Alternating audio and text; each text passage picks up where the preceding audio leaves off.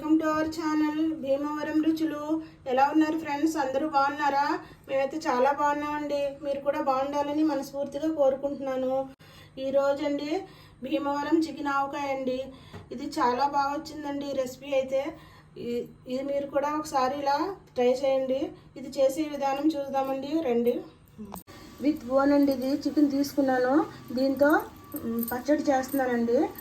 దీనికి కావాల్సిన ఇంగ్రీడియంట్స్ చూపిస్తానండి. ఇది కేజీ చికెన్ అండి. నేను బోన్స్తో తీసుకున్నాను. ఆ మెత్తని కూడా ఇవి కూడా ఉంటాయి దీంట్లో. ఇప్పుడు ఇదిగోండి రుచికి సరిపడ్డ సాల్ట్ అండి, పెప్పర్ పౌడర్, ఇదిగోండి నిమ్మరసం అండి. ఒక 2 స్పూన్లు నిమ్మరసం వేస్తున్నాను. ఇది ఇప్పుడు కలుపుకుందాం.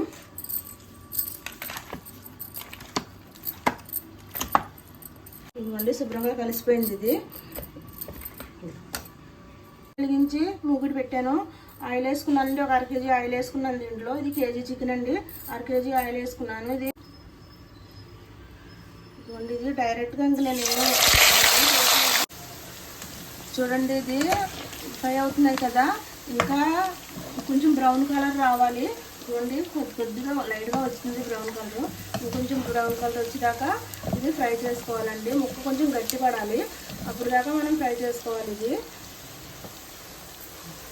ఇది కేజీ చికెన్ ముక్కలండి. ఇవి ఇలాగా దోరగా వేపాను.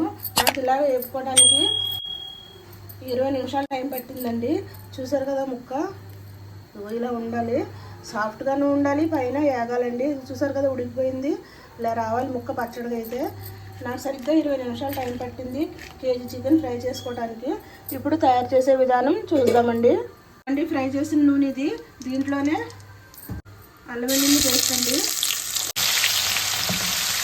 అల్లం వెల్లుల్లి పేస్ట్ ఫ్రెష్గా నూనె ఉండాలండి. వెల్లుల్లిపాయలను అల్లం కలిపి 100 గ్రాములు ఉంటుందండి. 2 కలిపి అల్లం 50 గ్రాములు, వెల్లుల్లిపాయలు 50 గ్రాములు కలిపి వేసాను కేజీకి. ఇది దోరగా వేపుకోవాలి. ఇప్పుడు పచ్చివాసన పోవాలండి, పోయేదాకా వేపుకోవాలి. చూడండి ఇదిగో ఎర్రగా వేగింది కదా మసాలా. ఇప్పుడు వేగిన మసాలాలోకి చికెన్ ముక్కలు వేసేసుకుందాం.